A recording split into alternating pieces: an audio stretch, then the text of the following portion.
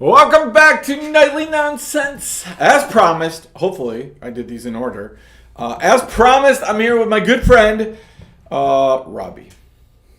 I love you. Thank you. Thank you very much. That was a dramatic pause for effect. Now, Robbie, I want to talk about a story, right? So last week talked about how people were coming after Jesus, right? Declared themselves self-righteous. They did things right and they didn't. There's a story right underneath there, right, about Jesus being anointed, right? I'm going to tie this into some of your experiences. So I want to read to you for a minute. I don't expect you to hear a word I said, and then I'm going to ask you some questions. Are you ready? Sure. All right, then we're going to help some people make some sense out of nonsense, something out of their nonsense. Right? So it says this. While he was at Bethany in the house of Simon the leper. That's kind of funny, right? That he's at a house of a leper. Not supposed to be in the house of a leper. He was reclining at the table, and a woman came with an alabaster flask of ointment of pure nard. It's a lot of words right there. Very costly, and she broke the flask and poured it over his head. There were some who said to themselves indignantly, "Why was this ointment wasted like that? For this ointment could have been sold for more than 300 denarii and given to the poor." And they scolded her. Jesus said, "Leave her alone. Why do you trouble her? She has done a beautiful thing to me. For you always have the poor with you whenever you want, and you can do good for them, but you will not always have me. She has done what she could. She has anointed my body beforehand for burial. Truly, I say to you, wherever the gospel is proclaimed, the whole world, what she has done will be told in memory of her." Right?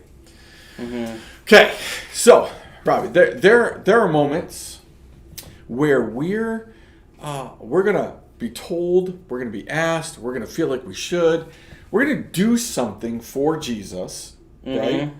That the rest of the world is gonna look at and go, "What a waste!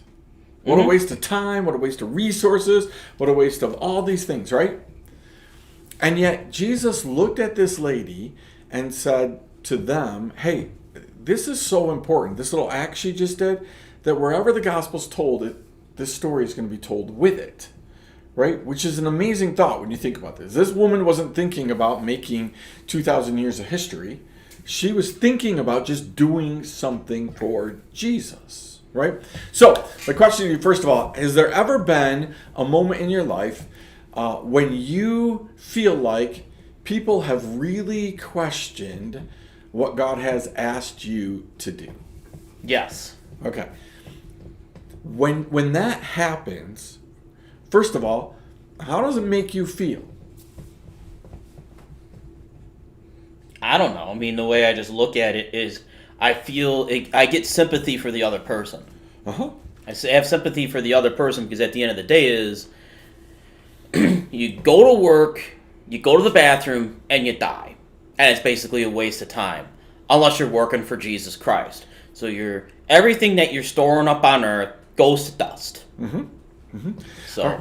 yeah. So you're getting this moment, and you're looking at the people who maybe are giving you a hard time, right? And just kind of having some compassion that they don't get it, right? Correct. Which is very Jesus-like. He looked at people and said, "Father, forgive them because they don't know what they're doing. They don't get it," right? How do you keep going, doing what God has asked you to do, when those who are maybe even close to you are saying, "Robbie, this is a waste. What you're doing is a waste of time, waste of resource, waste of energy"? You go to your hands and knees, you put on the armor of God, and you go with prayer, desperate prayer, supplication, and you go there and you don't ask any questions. You don't ask them for permission. Okay. Yeah, you feel like you can I'm wasting my time, I don't care. Okay, so, but if you look, what if these are people that you highly respect? What if these are people that you know hear from God? That these are people who are maybe leadership in your church, or their leadership in your life. You really, really respect them. How do you look at somebody that you really respect, you believe they hear from God, and you're saying, they're saying to you, "Yeah, I think you're wasting your time, Robbie"? Here's what I would say is, I love you. I love you very much. I very much respect you. But here's the deal. I'm hearing this from Jesus, and if I don't listen to this, I could sit there and I could absolutely be judged by this.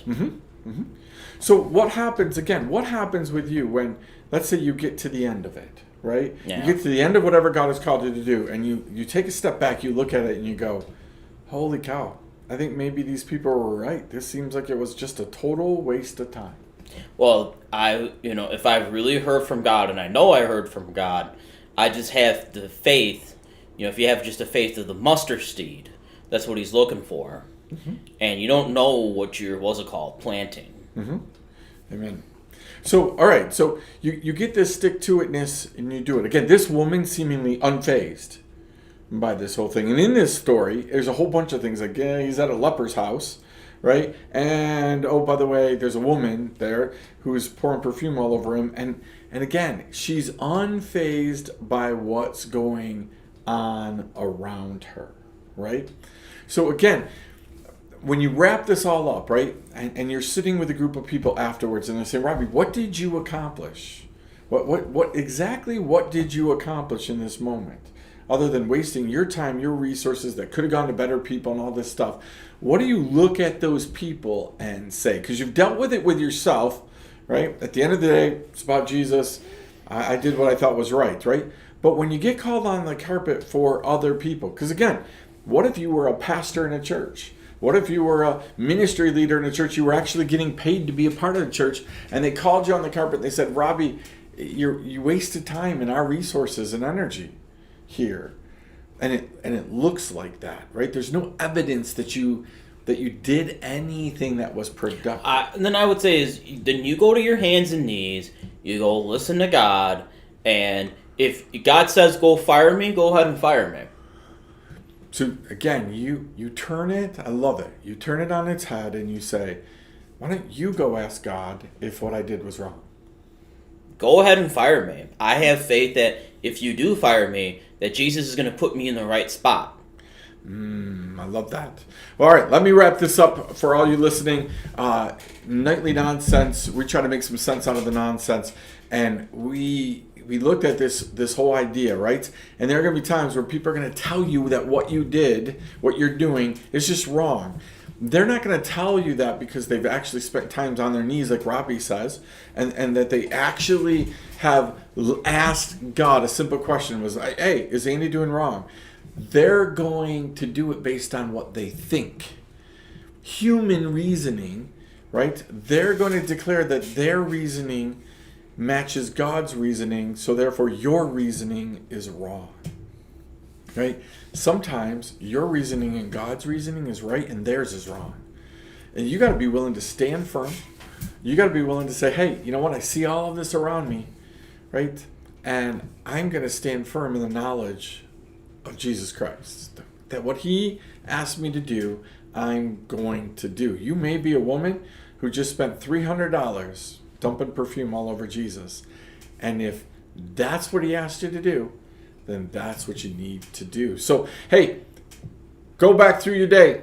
Were there times where you made a stand and it was good? Were there times where you should have made a stand and it wasn't so good? You look through, make some sense out of the nonsense that's all around you. Hey, Robbie and I will see you again somewhere along the line. I'll see you soon on Nightly Nonsense.